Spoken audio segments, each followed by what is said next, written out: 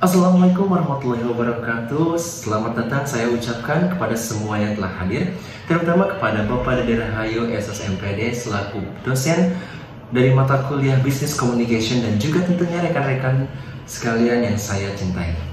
Perkenalkan, nama saya Lala Nur Hidayat dari Prodi Administrasi Bisnis NIM 2023-01059. Pada kesempatan kali ini saya akan mencoba untuk mempresentasikan mengenai public speaking.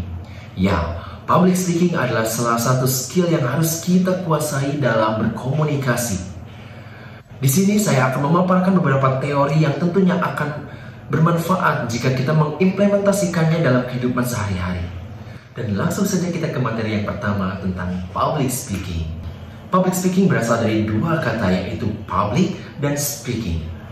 Public memiliki arti orang banyak atau masyarakat umum, dan juga speaking memiliki arti berbicara. Jadi, public speaking jika disatukan akan memiliki arti berbicara di depan umum untuk menyampaikan ide, informasi, dan gagasan kepada masyarakat umum dan juga khalayak luas. Dan menurut Kamus Besar Bahasa Indonesia, public speaking adalah seni menyampaikan pidato di depan umum dan seni ilmu komunikasi lisan yang efektif dengan melibatkan pendengar.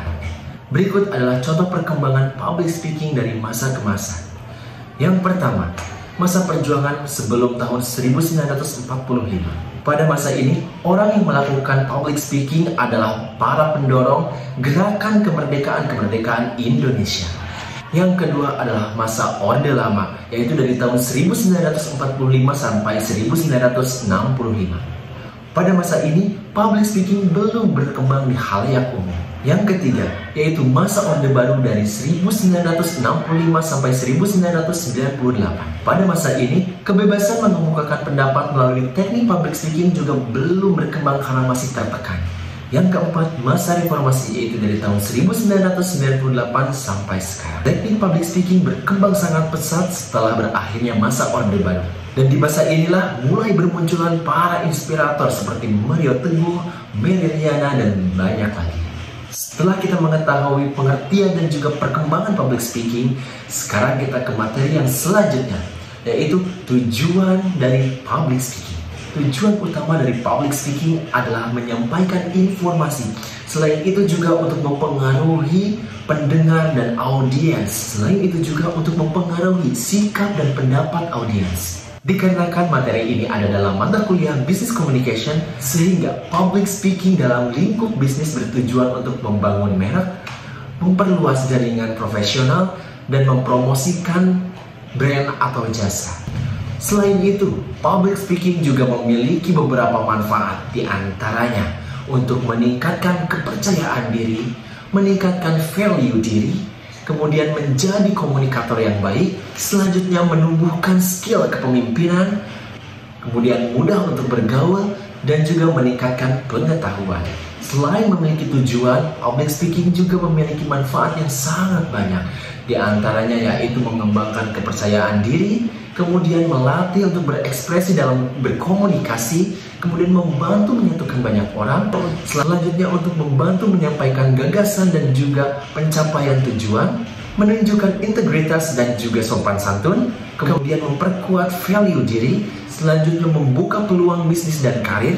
Selain itu juga yang terpenting dari manfaat public speaking adalah membantu menyampaikan pesan. Dalam public speaking, apa sih yang harus kita perhatikan? Oke, kita bahas satu persatu. Yang pertama adalah komunikasi verbal. Komunikasi verbal secara umum adalah berkomunikasi melalui lisan maupun tulisan. Dalam komunikasi verbal, kita harus menggunakan tutur kata yang teratur, mudah dipahami, dan juga tidak monoton.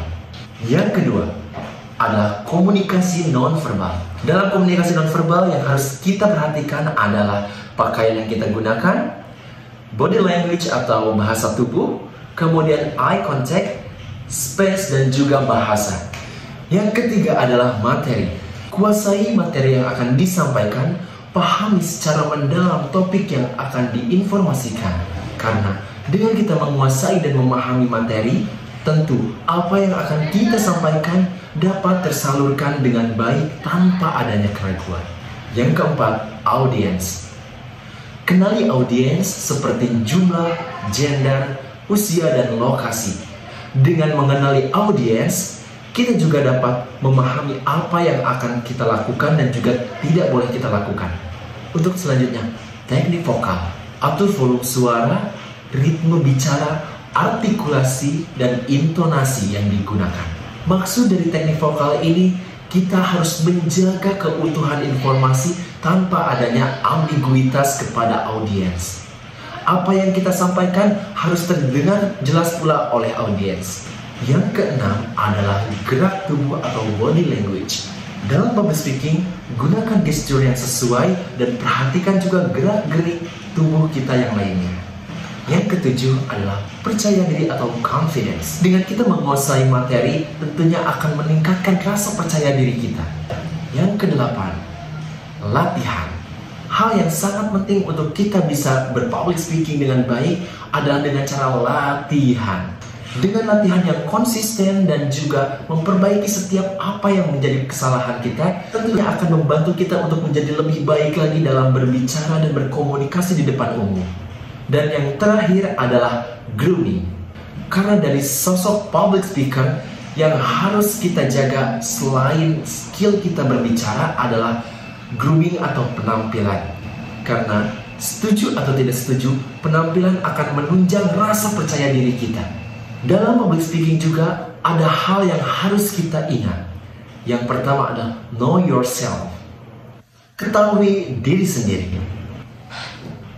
Dengan mengetahui diri sendiri, dalam artian kita harus tahu kekuatan dan kelemahan kita. Hal ini juga merujuk pada pengontrolan diri kita ketika kita berbicara di depan umum. Jangan sampai kita lost control terhadap diri kita sendiri yang pada akhirnya akan mendatangkan ketidaksukaan dari audiens. Karena kita yang mungkin saja karena lost control itu kita bisa menjadi overconfident. Yang kedua adalah know your audience.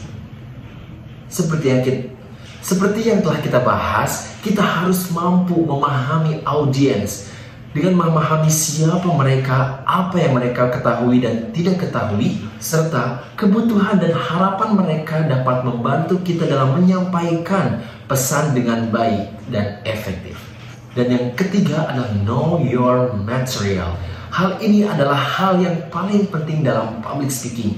Karena apa yang akan kita sampaikan, apa yang akan disampaikan kepada audiens, tentunya kita harus mengetahui terlebih dahulu materi yang akan kita sampaikan dan juga memahami isi dari materinya. Apakah itu bermanfaat jika kita ucapkan, ataukah itu akan menyudutkan salah satu pihak ketika kita ungkapkan. Jadi kita harus mengetahui juga. Jadi kita harus memilih-milih kata yang akan kita gunakan dan juga memahami materi yang akan kita sampaikan. Dengan berakhirnya pembahasan materi tentang public speaking ini, saya selaku pemateri berharap sangat besar kepada kalian semua untuk bisa mengimplementasikannya dalam kehidupan sehari-hari. Dan semoga skill public speaking kita bisa lebih baik lagi dari hari ke hari. Sekian dari saya, mohon maaf atas kekurangan dari pembahasan saya. Terima kasih. Wassalamualaikum warahmatullahi wabarakatuh.